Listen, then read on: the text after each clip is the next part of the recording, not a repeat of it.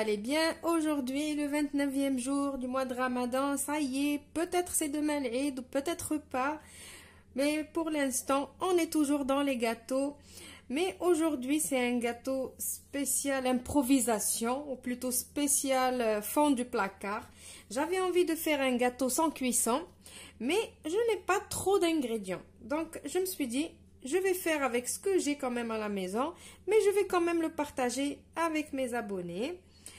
Donc, je me suis amusée à peser tout ce que j'avais à la maison et on va créer ensemble une recette. Donc, il vous faut 250 ml de lait. Alors, le résultat, je ne le garantis pas. Je ne sais pas qu'est-ce que ça va donner. On va voir à la fin le résultat. Donc, je disais 250 ml de lait, 20 g de maïzena, 20 g de beurre, 20 g de sucre en poudre avec un sachet de sucre vanillé, 20 g de cacao avec un petit sachet de café soluble ou sinon une petite cuillère à café de café soluble. Petite cuillère à café de café, c'est rigolo. Ici, j'ai 90 g de chocolat noir pâtissier. Vous pouvez le remplacer avec ce que vous avez à la maison. Ici, j'ai 150 g de biscuits. En fait, il me restait un paquet de biscuits comme ça, mais j'ai pris que 150 g. Mais après, peut-être je vais en avoir besoin de plus. Donc, j'ai juste émietté le biscuit comme ça à la main, juste comme ça. C'est tout, pas besoin de le mixer ni rien du tout. Voilà, comme ça. J'ai ici des cacahuètes grillées enrobées de chocolat, mais vous n'êtes pas obligé d'acheter des cacahuètes enrobées de chocolat. Vous pouvez mettre des cacahuètes, des noix, des noisettes, des cacahuètes grillées. Même les cacahuètes grillées salées pour l'apéro, ça marche très bien. J'en ai déjà essayé dans mes gâteaux et ça donne vraiment un petit côté comme si on faisait du caramel beurre salé. Vous avez vu la note de salé à la fin de bouche? Pareil. Donc, franchement, des fois, quand je fais les gâteaux, je me casse même pas la tête. Je prends les cacahuètes du rayon apéritif. Et puis, voilà. Je me casse pas la tête à faire griller mes cacahuètes et tout. Et j'ai aussi 70 g de raisins secs. Bon, allez, on va passer à cette potion magique. Je vais commencer par prendre une casserole. Je vais mettre mon lait. Je mets mon sucre vanillé. Je vais mettre ma maïzena. Et en même temps, je vais mettre mon cacao. Je vais mélanger tout ça.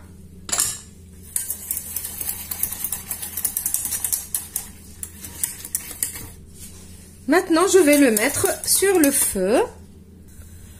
Donc là, je l'ai mis sur le feu. Je vais attendre que mon mélange commence à s'épaissir. Aïe, j'ai failli oublier mon café soluble. Si vous n'aimez pas le goût du café avec le chocolat, ne mettez pas le café soluble. Donc, je continue de touiller jusqu'à ce que le mélange commence à s'épaissir.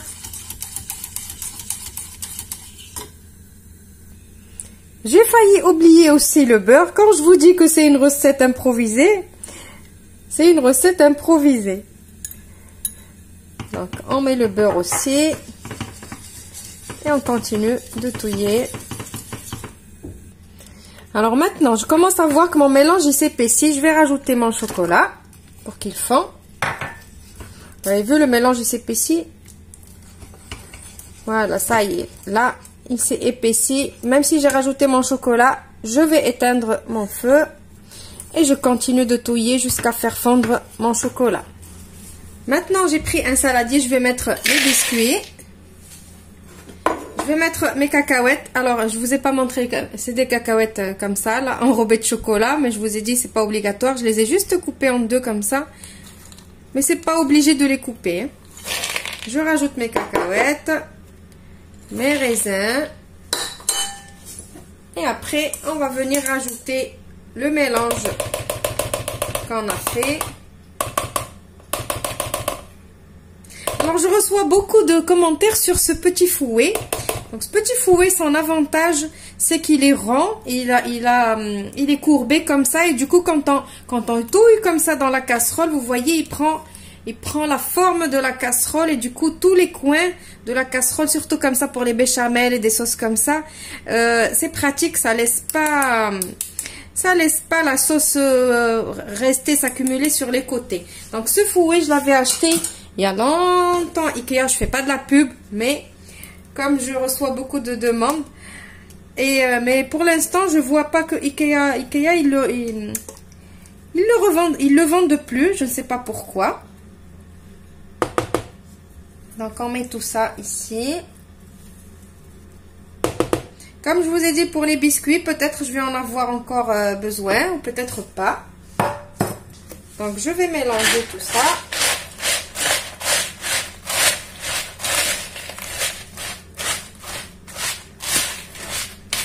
Donc on mélange tout bien comme il faut.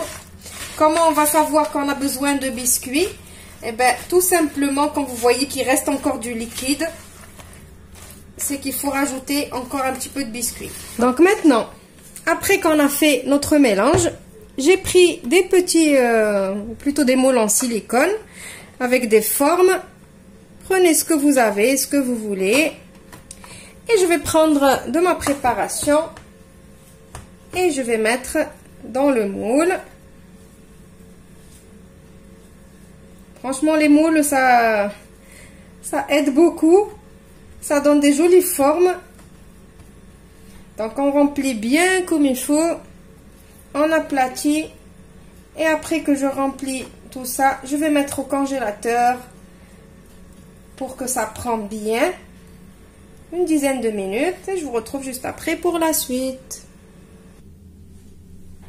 Alors maintenant, j'ai démoulé mes gâteaux. J'ai relavé mes moules. Alors, vous avez deux options. Si vous voulez faire comme moi, vous suivez ce que je vais faire. Sinon, vous pouvez juste prendre les gâteaux quand vous allez les sortir du congélateur. Vous prenez du chocolat fondu comme moi. Vous choisissez au lait, chocolat noir, chocolat blanc, ce que vous voulez. Moi, j'utilise toujours du chocolat noir pour les gâteaux pâtissiers. Donc, vous pouvez tremper le gâteau directement dans le chocolat et le poser sur une grille et les laisser s'égoutter et les mettre au frais pour qu'ils durcissent, et vous pouvez les consommer directement. Sinon, faites comme moi pour plus d'économie. Je vais prendre du chocolat que j'ai fait fondre. Je vais prendre mon moule. Je vais mettre dans le moule comme ça le chocolat, un fond de chocolat. Et je vais prendre mon gâteau et je vais le mettre ici, tout en appuyant bien comme il faut pour que le chocolat il rentre sur les côtés. Comme ça. Je continue comme ça. Je vous dirai après qu'est-ce que je vais faire sur le dessus. Donc on continue comme ça, regardez. Donc là c'est plus économique en chocolat et c'est plus joli. Moi je trouve que ça donne un aspect plus joli, parce que quand on trempe le gâteau dans le chocolat, après on perd la déco qu'on a ici des moules en silicone. Quand on le fait comme ça, on garde vraiment la déco du moule en silicone et vous allez voir. Après, ici, je vais pas prendre le chocolat avec la cuillère et mettre dessus. Je vais prendre un pinceau, je vais le tremper dans mon chocolat et je vais juste passer comme ça par-dessus. C'est tout. Pas besoin d'avoir beaucoup de chocolat sur mon gâteau. Déjà, il est chocolaté, il y a du chocolat dedans. Donc, je fais juste comme ça. Et après, je mets au frais. Et je vous retrouve tout à l'heure pour le résultat final.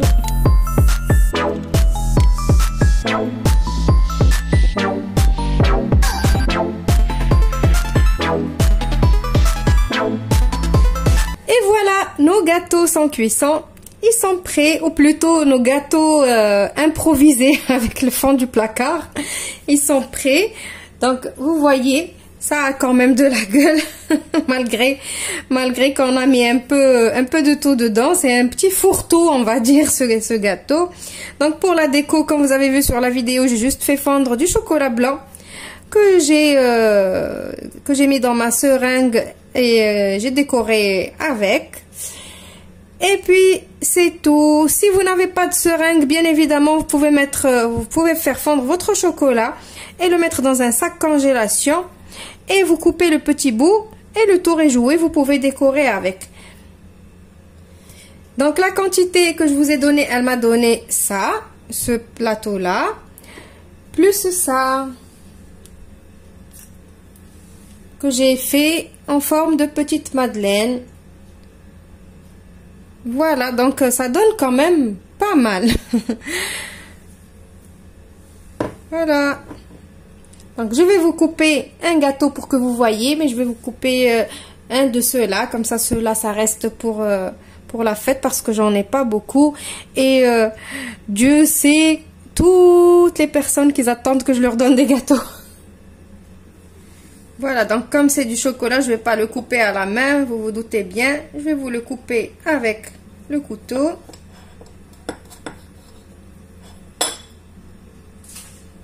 Et voilà. Donc chaque bouchée est différente. Chaque bouchée va être différente parce que peut-être ici, celle-là, il va y avoir plus de raisins, plus de cacahuètes, l'autre plus de biscuits, je ne sais pas, l'essentiel. Voilà. Allez, je vous dis au revoir et merci.